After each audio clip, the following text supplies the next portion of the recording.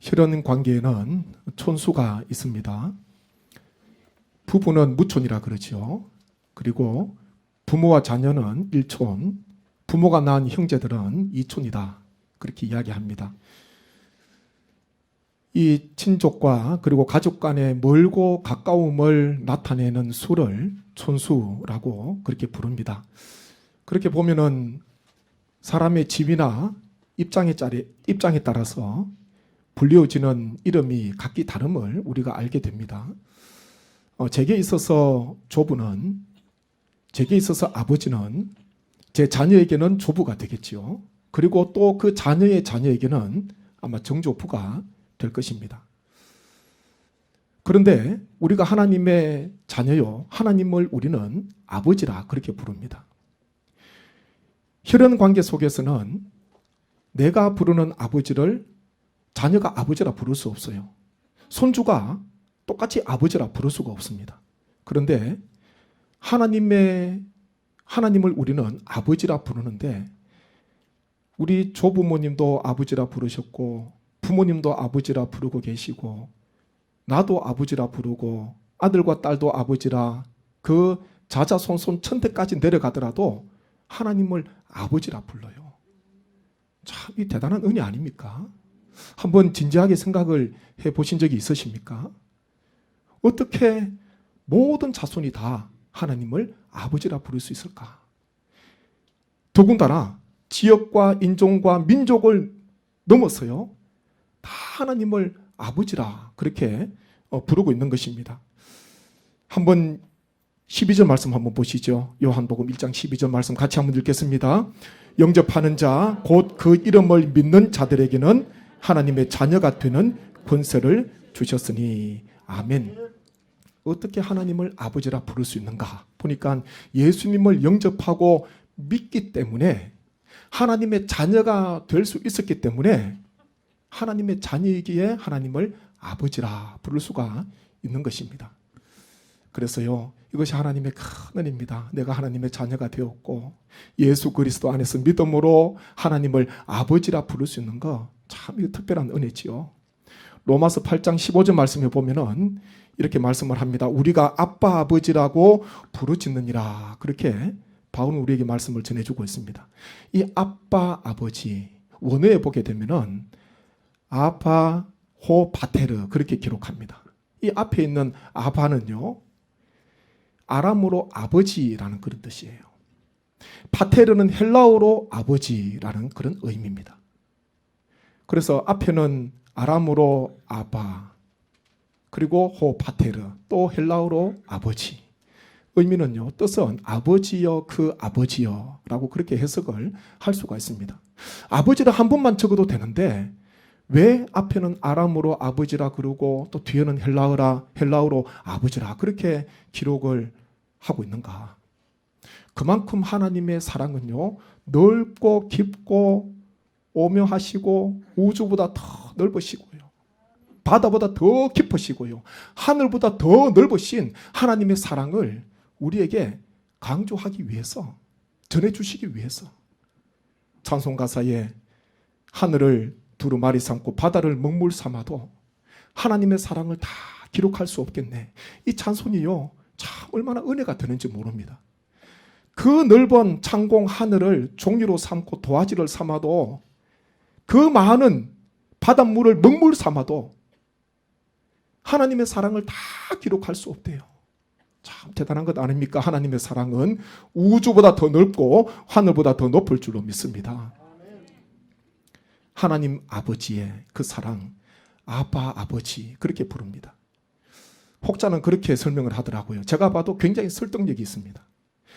당시 유대인들이 아람어를 사용했고 이방인들이 헬라어를 사용하는데, 유대인들을 위해서 아람어로 아바 기록을 하고 이방인들을 위해서 헬라어로 바테르. 이것은요, 유대인과 그리고 이방인들은 다 관계와 모든 경계가 다 무너지는 거예요. 예수 그리스도 안에서 예수님을 믿음으로써 모두가 다, 인종과 모든 민족을 다 떠나서요, 지금도 다 하나님을 아버지라 그렇게 고백하고 있습니다.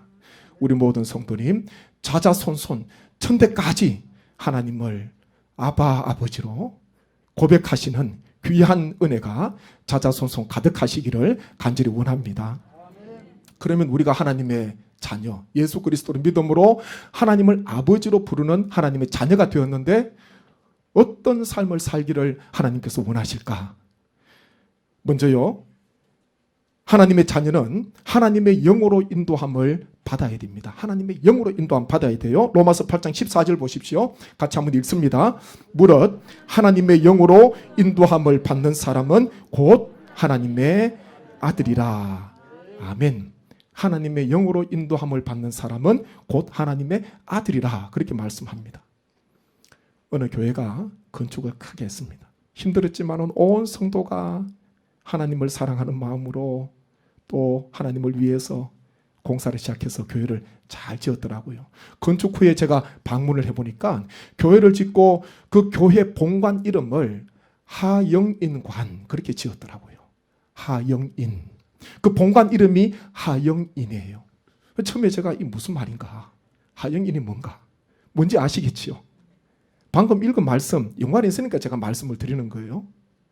하나님의 영으로 인도함을 받는 사람, 이것을 줄여서요 하영인 그렇게 했더라고요. 로마서 8장 24절 말씀을 가지고.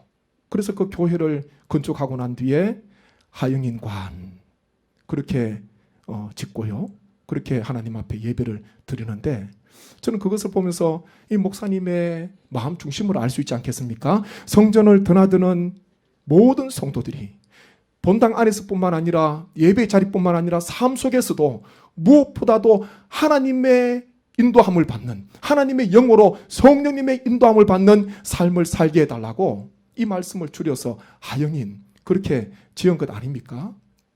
하나님의 자녀는요 하나님의 영의 인도하심을 받아야 됩니다. 아무리 길이 좋아 보이고 아무리 이 길로 가면은 제일 좋아 보여도요, 그것이 하나님께서 원하시는 길이 아니라면은 하루빨리 멈추는 게 좋아요. 하루빨리 서는 게 좋습니다. 반대로 이 길은 너무 고생길이고 내가 원하는 길이 아니에요.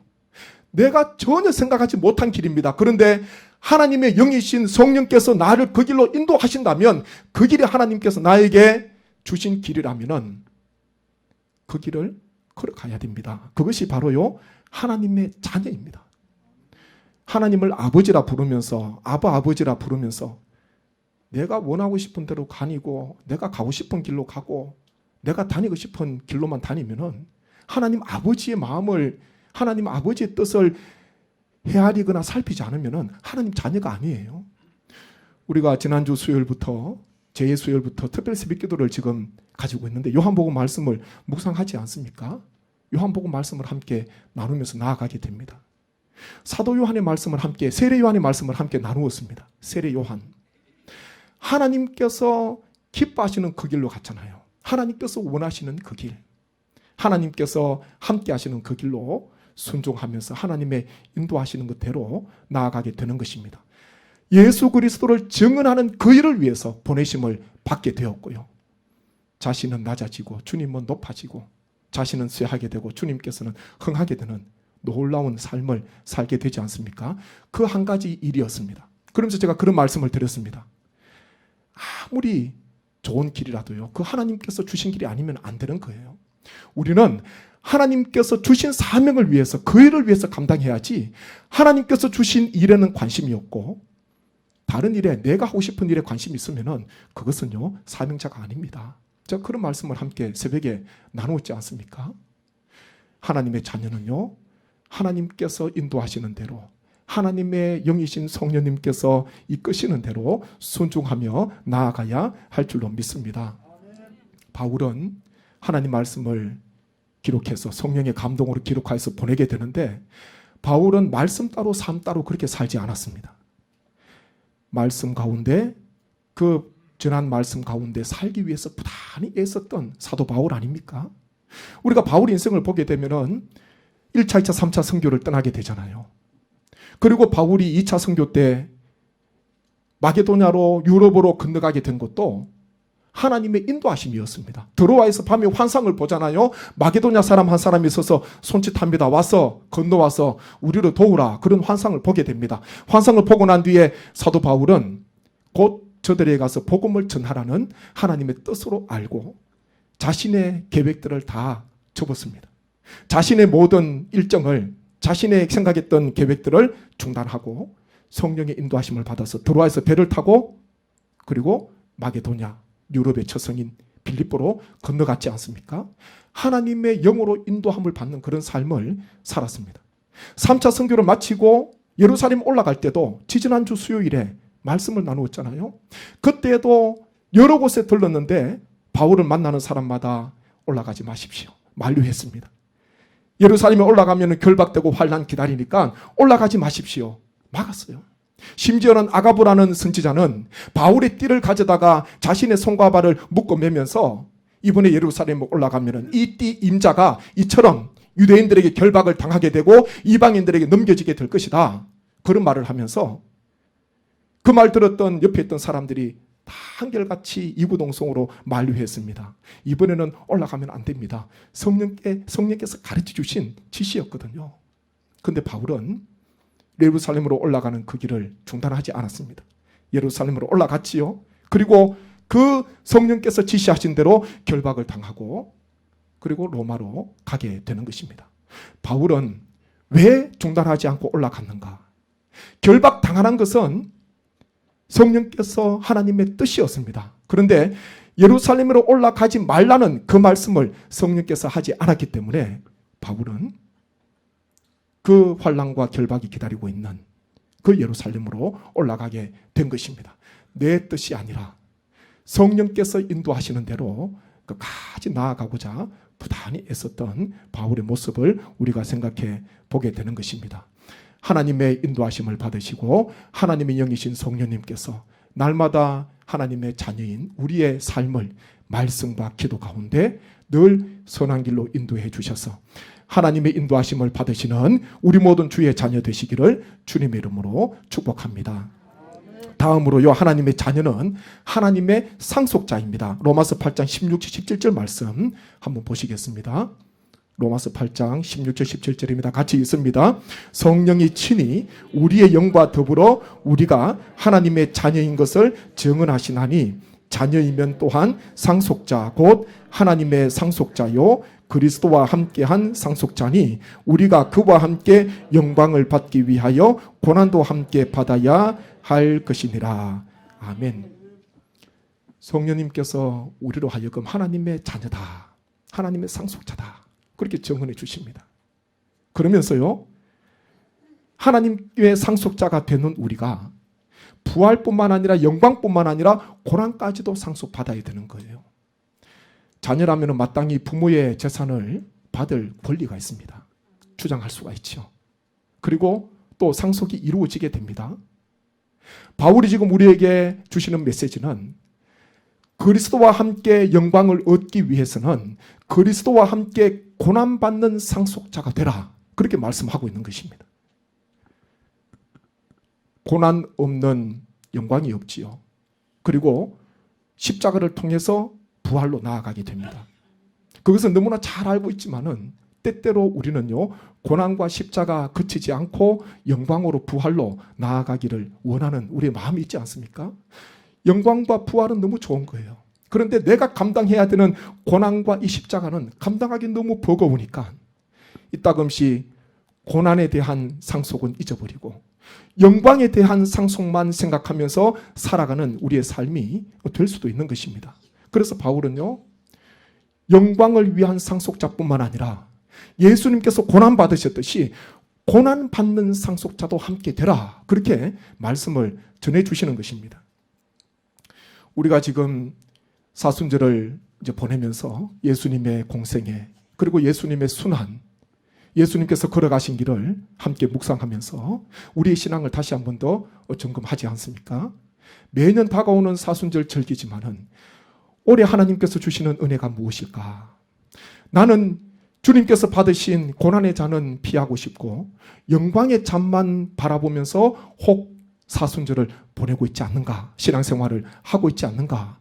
한번 우리의 신앙을 이 사순절 기간에 돌아보셔야 됩니다. 사순절이 되면은 어김없이 저는 순교의 길을 걸어가셨던 주기철 목사님의 행적이 기억이 됩니다. 일제의 신사참배를 끝까지 거부하시면서 3년 7개월이라는 긴 세월 동안 옥고를 치르시고 마침내 주님의 품에 안기셨지 않습니까? 주기초 목사님께서 평양에서 경북 의성까지, 그 당시 일제 의성 경찰서까지 압송되어서 이곳에서 6개월 계셨습니다. 여기서 가까운 곳이잖아요. 경북 의성 경찰서가 있습니다. 평양에서 여기까지 묶여서 오신 거예요. 이곳에서 6개월 동안 옥고를 치릅니다. 고문을 당하시죠. 제가 보니까 이 의성 경찰서, 여기에서 주기초 목사님께서 6개월 동안 옥고를 치렀다는 것을 알고 지금 추진위원회가 건립이 돼가지고요, 설립이 돼서 주기철 목사님 순환 기념관을 건립하고 있습니다.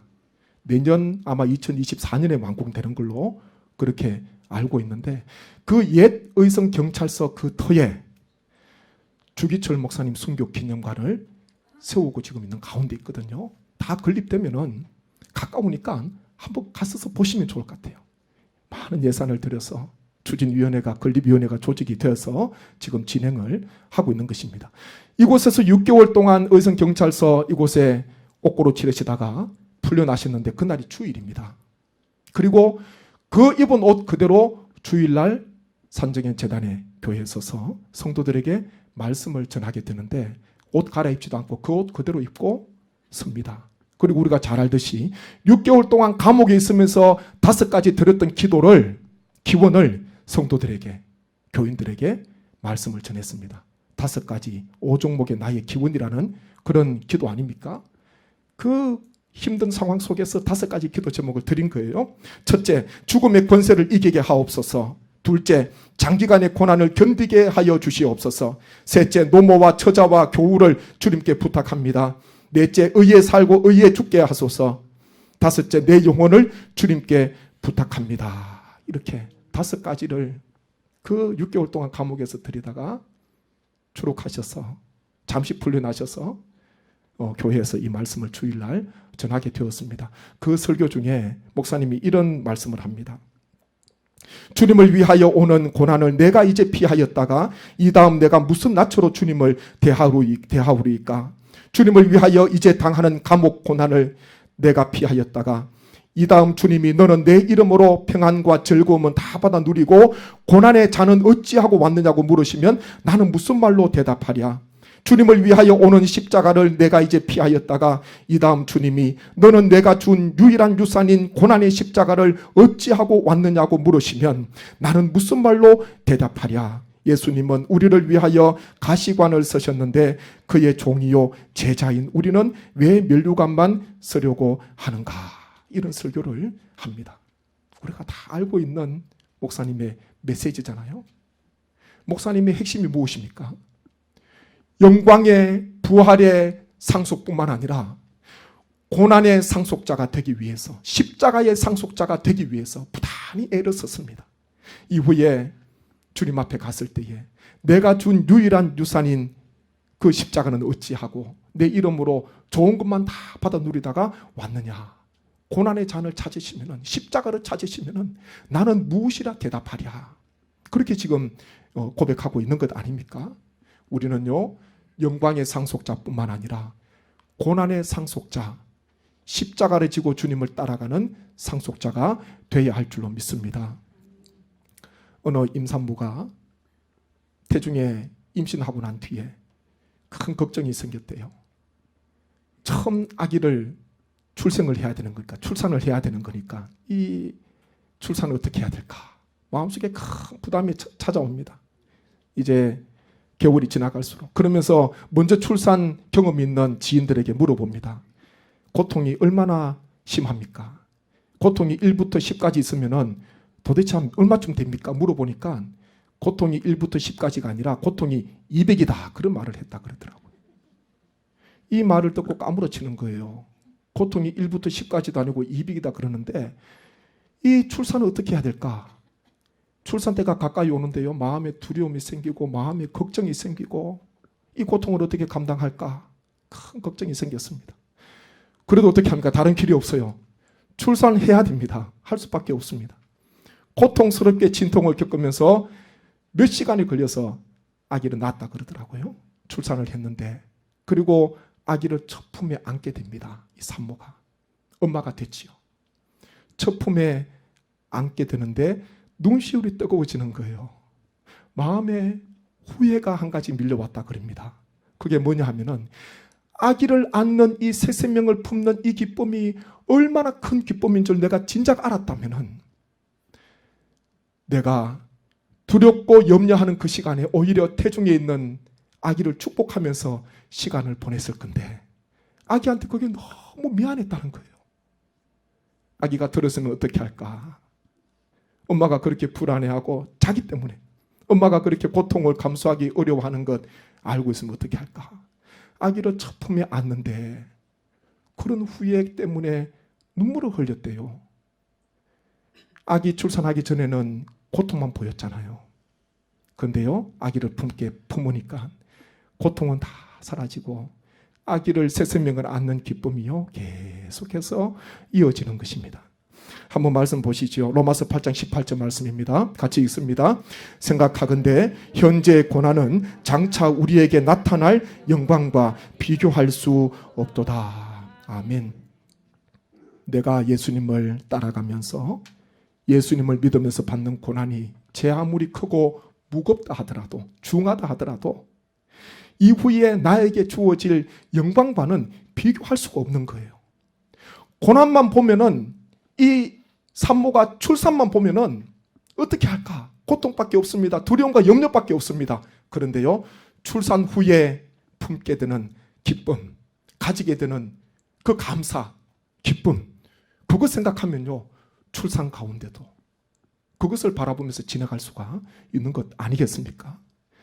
우리에게 아무리 고난이 크다 하더라도 이후에 하나님께서 우리에게 주실 영광과는 좋게 비교할 수 없다는 것을 우리 성도님께서 꼭 기억하시고, 하나님의 자녀는요, 영광만 상속받아야지, 내가 좋지 못한 것, 힘든 것, 어려운 것, 고난 있는 것, 그것은 다 피하고 다 멀리하고 좋은 것, 영광스러운 것, 나에게 큰 위로가 되는 것, 그것만 받아야지, 그것 아니라는 것입니다.